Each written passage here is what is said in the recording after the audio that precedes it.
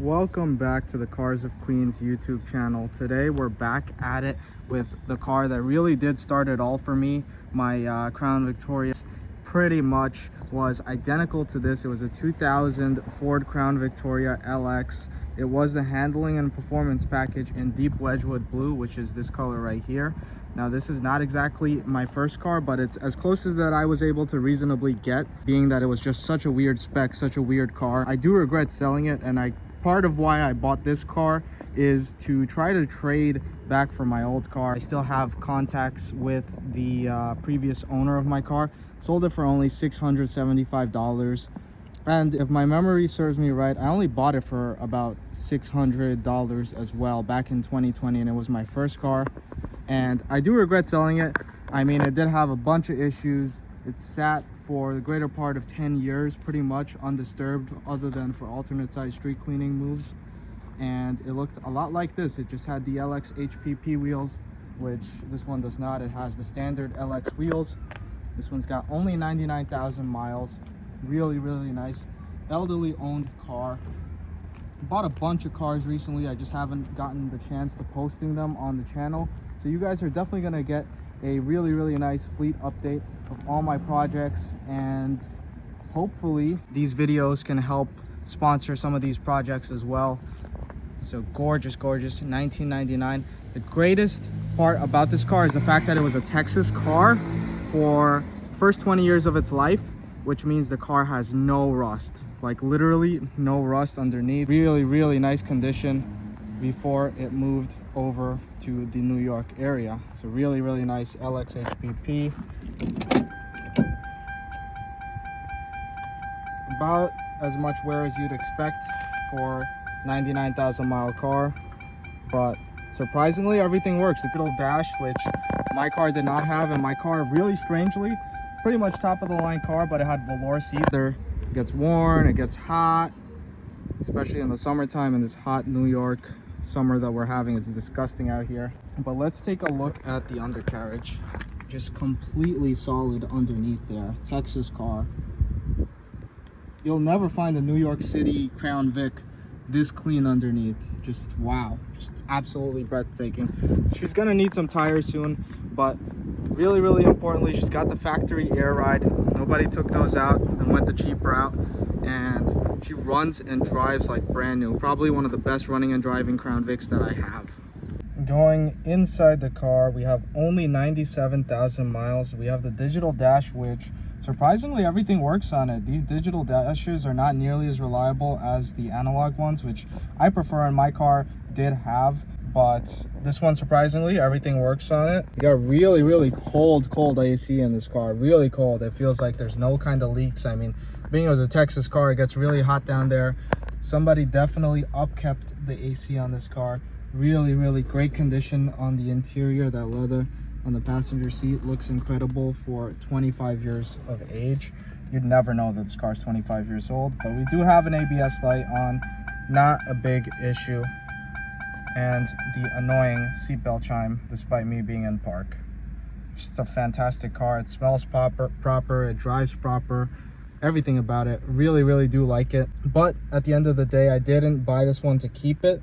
I really just bought it with the intent or purpose of getting back my old Crown Vic, which I hope to do.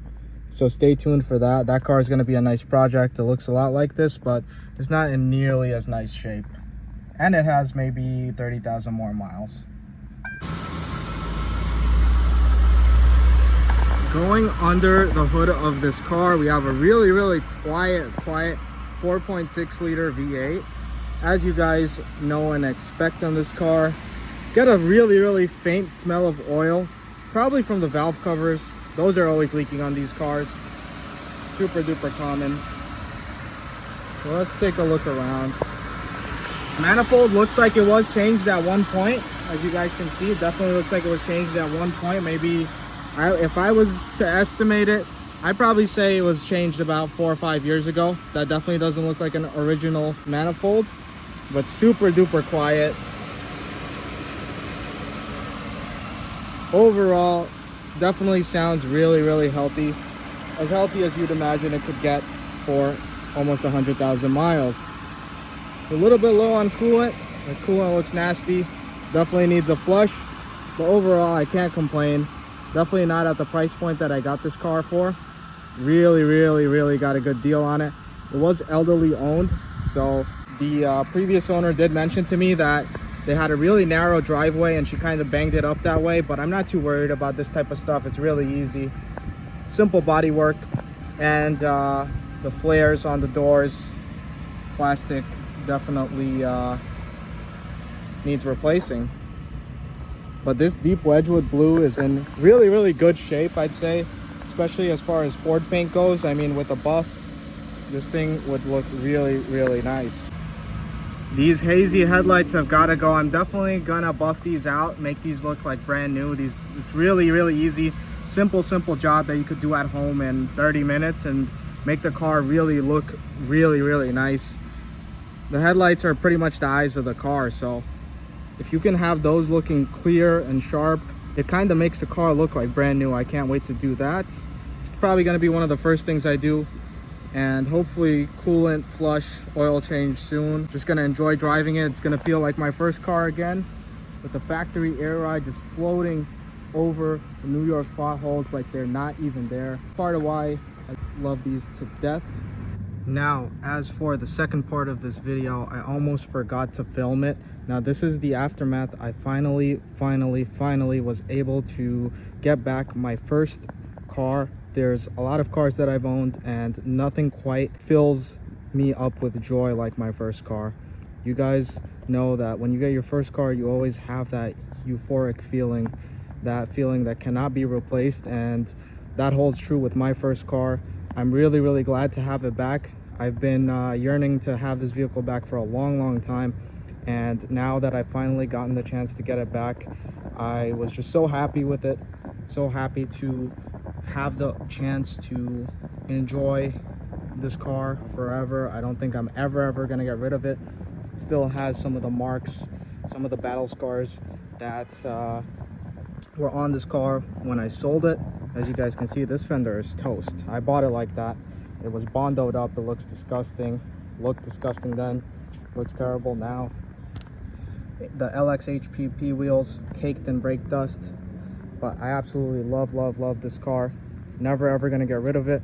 I regret getting rid of it. Bought this car for $675, and I believe I also sold it for $675, which I regret. So I went all the way out to Jersey, picked up that LX, a nice LX, and I made an offer to the owner of my car that he simply couldn't refuse.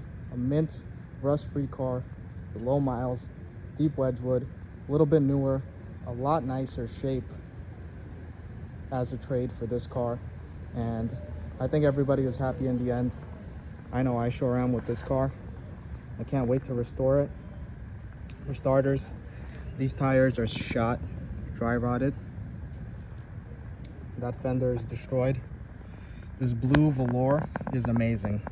If you guys have ever sat in a velour Crown Victoria or Panther for that matter, you guys know that these are the most comfortable seats you've ever sat in your life. Literally grandma's old couch. These are so plush, so comfortable, much better than the leather. It's definitely cooler in the summer and warmer in the winter.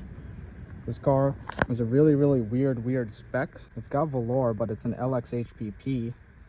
It's got power everything, but it's got an analog gauge cluster, and it's got the analog climate controls. So really weird LX HPP configuration. And I've never ever in all my years buying so many Crown Vics, town cars, Grand Marquis, I've never ever seen a car spec'd out like this.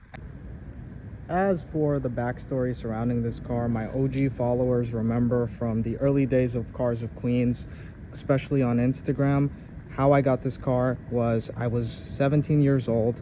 I had just gotten my license, and my parents were like, all right, get a beater car, something that's really cheap, something that you're not gonna mind getting bumps and scrapes and bruises, and then in the end you could just throw it out, do whatever you want with it, you know, something that you're not really gonna care about. And that resulted in this, which I, strangely enough, do deeply care about, this deep Wedgwood. 2000 Ford Crown Victoria LX HPP. Now that's a long name. So when I first got this car, it was part of a fleet in Whitestone. Really weird for this to be part of some company's fleet. It was a corporate fleet car, purchased new, family Ford in New Jersey. So very weird spec and weird use. In the first 3 years, it racked up 80,000 miles. And then it went to the owner who I had gotten from. He was an elderly gentleman who had just passed away from cancer, and his family was trying to get rid of this car. So I picked it up. It was in Middle Village. I picked it up for only $675. I found it on Facebook for $1,200, and I chewed them out all the way to $675. And honestly, back in those days, I probably could have gotten this car for maybe $400 or $500 if I really tried to. But $675 was a fair deal. Back then, scrap prices were a lot lower, so $675 was way over what scrap value would have been for this car. I sold her with 120,000 miles, and now I got her back with 151. Really regret selling it. I don't think it was worth it at all. Yeah, and like I was saying, this car was really weird. And when I first bought it, it had no issues, no check engine lights. The way it is now, nearly perfect. But what happened is this car just sat. The elderly gentleman, he barely moved this car 500 miles a year. He would only move the car to essentially move it for alternate side street cleaning. And sitting is what really kills cars. Cars are meant to be driven. So when you drive them, it keeps the fluids moving. You know when to upkeep it, you know when to maintain it. And with this car, it doesn't seem like it was maintained for the bulk of his ownership length. Obviously, he's an old man. I don't blame him, but sitting really does kill these cars. It doesn't drive, and the fluids don't get flowing, and you don't know when to maintain it. And I don't think he maintained it often at all, just due to the fact that his health was in really bad shape, and the car just sat. The car had barely went up 20,000 miles in 20 years, which is crazy. The car had hardly been driven. And once I started driving it as a 16, 17-year-old kid, started driving it a lot. I started driving it everywhere I could. I was bored. I had nothing else to do in the summertime. And once that happened, all the problems started coming to light, and it started to become a money pit, which is why I ended up getting rid of it. But now that I have the resources, the automotive knowledge, the time, the money, I'm really glad to have it back. I'm never ever gonna sell it again. I'll drive it until the wheels fall off. So really stoked to have this car back. Now, a $675 car is not a perfect car. Obviously, this car came with a multitude of issues. The intake manifold was leaking coolant, as it is pretty much on every single Crown Vic that you buy these days. I had a nightmare with that, with both Dorman manifolds and Ford OEM manifolds. I just kept getting unlucky. They kept leaking. Really big nightmare with that. Eventually, I finally got a Ford OEM that worked, but that was like 3 manifolds and like $2,000-$3,000 in. So the car was like a money pit. It was misfiring from a bunch of different cylinders, so I needed coils and plugs. And it spent a lot more time in the shop than it did on the road, which is terrible for, you know, someone's first car. As a kid, you know, you want to hit the road in your first car. You don't want it to be at the mechanic every day, and that's kind of what this car was. But a little while later, now the car runs, it drives, it's got ice cold AC. Could use a few cosmetic touches, but overall it runs and drives really well. All it needs at this point is some motor mounts and maybe some tires, and the body obviously needs to get some TLC. It's really dirty, as you guys can see. Thick layer of dust, dirt, and debris. I've never even washed it since I got it, but more on this to come. I'm going to show you guys the ins and outs of it. I appreciate all of you guys that are watching these videos. Like, comment, subscribe. Helps me out a ton, and it helps me make more videos and have more resources in order to buy these cars, save these cars, fix these cars, and make you guys more content. So if you guys enjoyed this video, be sure to leave a like, comment, subscribe, and I'll see you guys on the next one.